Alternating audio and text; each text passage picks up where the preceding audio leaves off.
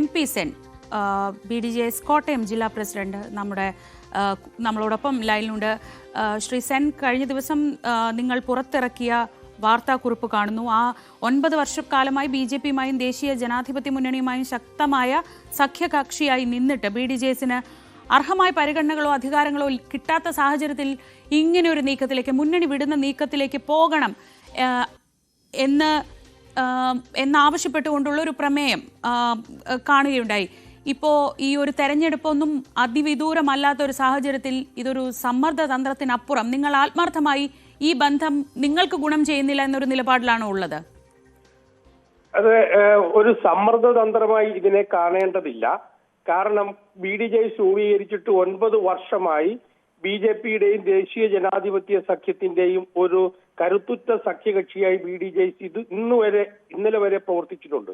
പക്ഷേ ഈ 9 വർഷക്കാലമായി BDJSന് അർഹമായിട്ടുള്ള പരിഗണനകളോ ചേർത്ത് നിർത്തലോ ദേശീയ ജനാധിപത്യ സഖ്യത്തിന്റെ മുഖ്യ കക്ഷിയായ BJPയുടെ ഭാഗത്ത് നിന്ന് ഉണ്ടാകാത്ത സാഹചര്യത്തിലാണ് പാർട്ടിയുടെ ജില്ലയിലെ ലീഡേഴ്സ് മീറ്റിൽ ഇങ്ങനെ ഒരു തീരുമാനം എടുക്കുന്ന സാഹചര്യം ഉണ്ടായത്.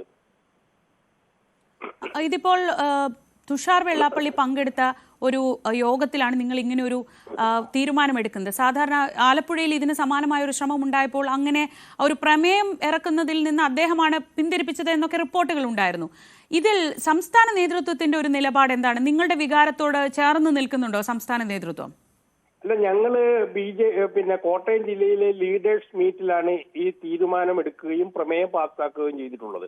ആ പ്രമേയത്തിൽ വളരെ വ്യക്തമായി പറഞ്ഞിട്ടുണ്ട്, പാർട്ടിയുടെ സംസ്ഥാന അധ്യക്ഷൻ തുഷാർ വെള്ളാപ്പള്ളിക്ക് ഉചിതമായ തീരുമാനമെടുക്കാൻ, ആവശ്യമായ തീരുമാനമെടുക്കാൻ എല്ലാ അധികാരങ്ങളും പാർട്ടി അധ്യക്ഷനെ ചുമതലപ്പെടുത്തിയിട്ടാണ് പ്രമേയം പാസ്സാക്കിയിട്ടുള്ളത്.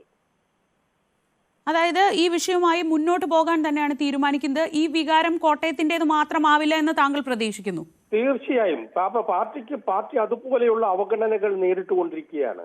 9 വർഷമായി BDJS ശക്തമായി ഈ മുന്നണിയുടെ ഭാഗമായി അതിന്റെ വോട്ടിംഗ് വർധന 2016 തെരഞ്ഞെടുപ്പിൽ ദേശീയ ജനാധിപത്യ സഖ്യത്തിന്റെ ഘടകകക്ഷിയായി BDJS മാറിയത് മുതലുള്ള വോട്ടിംഗ് പാറ്റേൺ പരിശോധിച്ചു കഴിഞ്ഞാൽ BDJSന്റെ ആ ഒരു സാന്നിധ്യം എത്രത്തോളം ദേശീയ ജനാധിപത്യ സഖ്യത്തിന് ഗുണം ചെയ്തിട്ടുണ്ട് എന്ന് രാഷ്ട്രീയ വിശകലനം നടത്താൻ നമുക്ക് കഴിയും. പക്ഷേ അർഹമായിട്ടുള്ള യാതൊരു പരിഗണനകളും നമുക്ക് നൽകുന്ന സാഹചര്യം ഉണ്ടായിട്ടില്ല. പാർട്ടിയെ ചേർത്ത് നിർത്തുന്ന ഒരു സാഹചര്യം BJPയുടെ ഭാഗത്തുനിന്ന് ഉണ്ടാകാത്ത പശ്ചാത്തലത്തിലാണ് ഇങ്ങനെ ഒരു കടുത്ത തീരുമാനം ജില്ലാ കമ്മിറ്റിക്ക് എടുക്കേണ്ടി വന്നത്. ഇക്കാര്യത്തിൽ BJP നേതൃത്വവുമായൊക്കെ നിങ്ങൾ ആശയവിനിമയം സ്വാഭാവികമായി നിങ്ങളുടെ അതൃപ്തിയൊക്കെ അറിയിച്ചു കാണുമല്ലോ.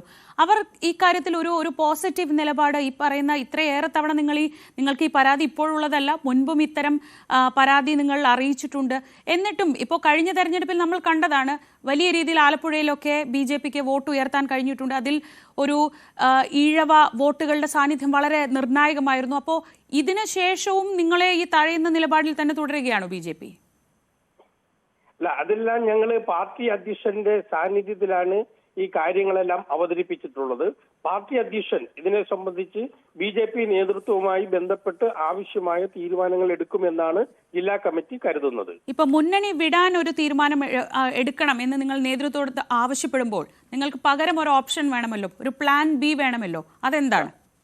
പകരം നമുക്ക് മറ്റു സഖ്യകക്ഷികളുടെ ആലോചന, ആവശ്യമായ ചർച്ചകൾ മുന്നണി വിടുന്ന സാഹചര്യത്തിൽ മറ്റ് സഖ്യത്തെക്കുറിച്ച് ആലോചിക്കുവാനും പാർട്ടി അധ്യക്ഷനെ ചുമതലപ്പെടുത്തിയിട്ടുണ്ട്.